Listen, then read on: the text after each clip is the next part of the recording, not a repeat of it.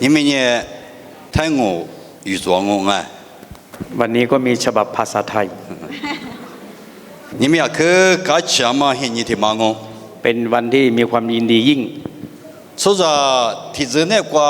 搞钱嘛呢，啊免那么叫你少十九啊呗， ในชีวิตมนุษย์ที่มีความสุขจริงๆ มีไม่มากอาจจะมีสักอย่างสองอย่าง 人呢提就嘛呢，Happy Birthday 的话去搞钱过不？ ถ้าเด็กๆจะดีใจในเรื่องเมื่อจัดวันเกิด 你是的是呢，生你所落的啊，免去搞钱不？ อย่างที่สองถ้าเรียนจบนะครับได้รับการศึกษาหรือ 生你就怕个是生你所活的的话，然后嘛，天你少的木过的落的，是啊嘞呗，然后就搞钱嘛，的了些破个么？ เมื่อศึกษาจบนะครับก็มีการโยนหมวกเพื่อแสดงความดีใจ 这呢，来拍照现你这个搞钱都挺你的我。 และวันแต่งงานก็เป็นวันที่มีความสุข 这个地方你来拍照的我是做啊， บางคนร้องไห้เมื่อยามแต่งงาน 搞钱的我是啊不啊， ร้องไห้เพราะดีใจนะค 哎 รับ 就嘛讲嘛那不，我嘞你们的话，俺你啊没图书花两嘛呢，思维体育不那么我就我哎， เพราะวันนี้นะครับที่น้องมาลีสำเร็จในการศึกษา ก็เหมือนดอกไม้ที่กำลังชูขึ้นนะครับ 可是从那个俺没啊，跟我那俺没去面就是的指的个的话。 ก็เป็นการทำให้คริสตจักรนะครับได้รับพระพรและคริสตจักรก็มีส่วนร่วมในปิติยินดีครั้ง 啊， นี้ 是不是？可是除非买天马就天马家的话嘛，一张一张不的我 เพราะ 哎。 ในคริสตจักรนั้นเราทุกคนได้มาสร้างหรือช่วยเหลือกัน 过来你可是从一张一张不，干钱嘛干钱， เราดีใจไหมครับ 干钱的话特别了。图书嘛个一句的嘛阿不就拍不， การเรียนหนังสือก็เป็นเรื่องของเวลา 那提这律书那是个嘛阿不嘛？ ไม่สามารถเรียนได้ทั้งชีวิต 我那么图书来苦来不的，我那嘛一嘛。 เดี๋ยวนี้ถ้าให้ไปเรียนหนังสือนะใครไม่ไปอาจารย์บอก 苏格嘞，图恐怕去苏格嘞不能不能久。 ถ้ามาแค่เรียนไม่ต้องสอบนี่ไปอยู่ 图考不能我什么报嘛？ ถ้าให้สอบอาจารย์ไม่กล้าไป 没有。 จำไม่ได้ 俺们呢有的嘞呗，米一那么一句的嘛个了啊。 เพราะว่าอาจารย์อยู่ในวัยช่วงทำงาน 过来呢，图书嘛你一句的嘛啊。 เพราะฉะนั้นการเรียนหนังสือเป็นเรื่องเวลาเป็นเรื่องของเวลาที่ 过 สำ 来 คัญ 呢，你啊米图书嘛一句过的嘞，毕竟是俺们呢收获了嘛一天的个话比那么不多 น้อง 是 มา 的 ลี 项 ก็ 目 ได้。ใช้เวลาในการศึกษาจนถึงขั้นประสบความสำเร็จ 十字路子得的啊，可是就是得往哦。 ถ้าเราปลูกต้นไม้เราต้องใช้ความพยายาม 啊，可是就是呢，一不会个一只怕个一些就提往哎， เราต้องดูแลใส่ปุ๋ยใส่น้ำ 铺个可龙头一往。 ลงทุนด้วยทรัพย์ 过来没遇了台是方嘛啊，那还伢那个我咋的，地嘛我可吃多久了？ แต่เมื่อผลไม้นั้นออกดอกทำให้เจ้าของรู้สึกภูมิใจ 哎，什么提不个了？我知道我们那吃第二个比了都有嘛， เมื่อ 可 เห็น 吃多久的？ เมื่อเห็นผลของมันก็ยิ่งมีความดีใจมี 啊， ควา 人 ม 家 หวัง 打拉嘛的就叫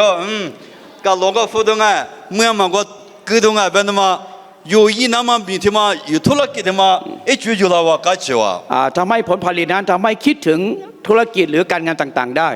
你们俺人啊，没阿拉呗，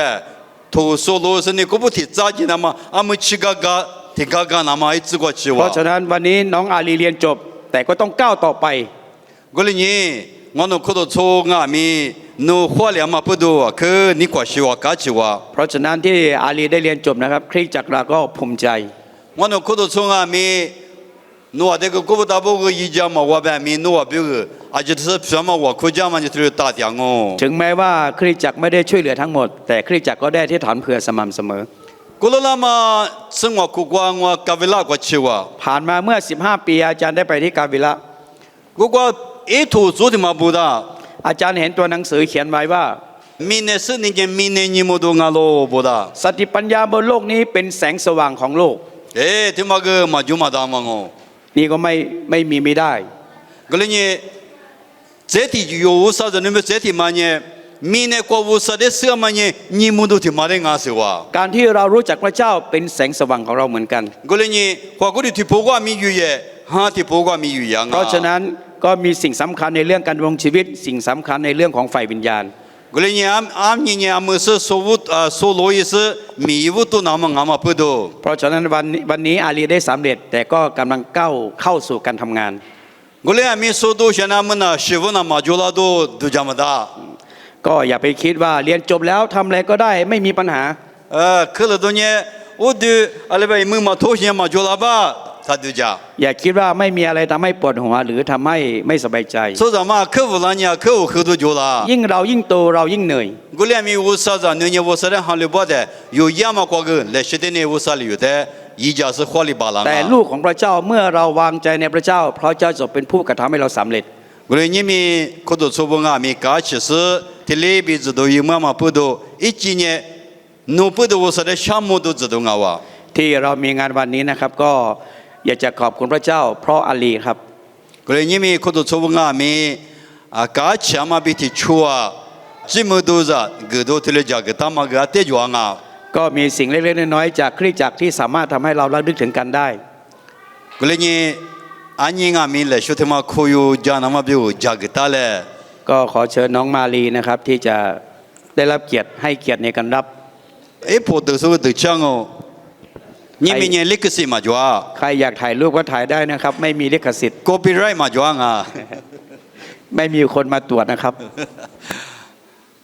在地这边你想啊，11月的些年，谁打算的给来好不呀？ ดอกไม้นะครับก็ให้กับสำหรับคนที่ยังมีชีวิตอยู่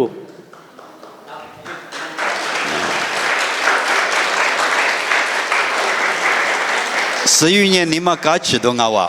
ดอกไม้ครับทำให้คนเราสบายใจหรือดีใจนะครับ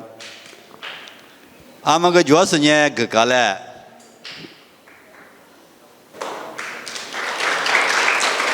哎，就对我子，他妈这么多啊！ เอาไว้เป็นที่ระลึกนะครับถ่ายรู 俺 ป 们 ได้ 丢哪手？来过得。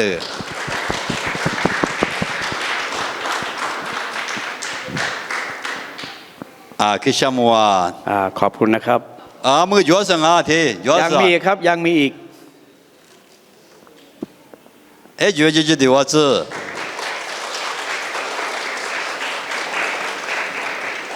俺们个专业可学生啊。他不来讲啊。主要是的，可学生啊的。哎，就对我这一句嘛。俺们个主要是。可卡球啊，可卡球啊。这个主要是，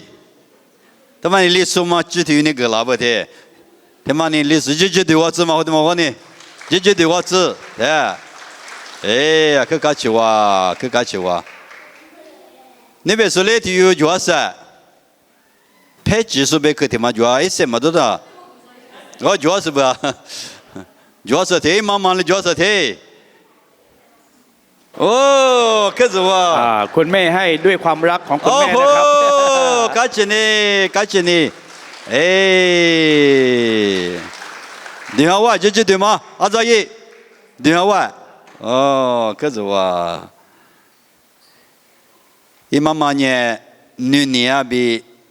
กว่าบีอะไรแบบนู่นนี่จิมดูที่ลูกเกฟลาว่าอาดาเนี่ยนี่เด็กก็ชามัวไงก็กัจว่า ขอบคุณน้องอาลีมากนะครับ 俺们呢，我大部项目可比社交目的就是呢，推了项目啊。 ก็คำให้คำพยานหรือคำกล่าวให้คำขอบคุณหรือความยินดีก็มีแค่นี้นะครับ 还把罗伊他呢，Apple 的那些的，我打一那个 interview 啊的那你都个都在他妈家个当啊，我打你，我嘛个提啥有了 Apple 的说的话之类，但是呢有就不就是，俺嘛咋改了，俺咋改了。 หลังจากเสร็จพิธีนะครับก็ขอเชิญทุกคนมาถ่ายรูปด้วยกันนะครับ มาสอบถามมาคุยได้นะครับ 这里讲我个。 ก็ขอบคุณครับ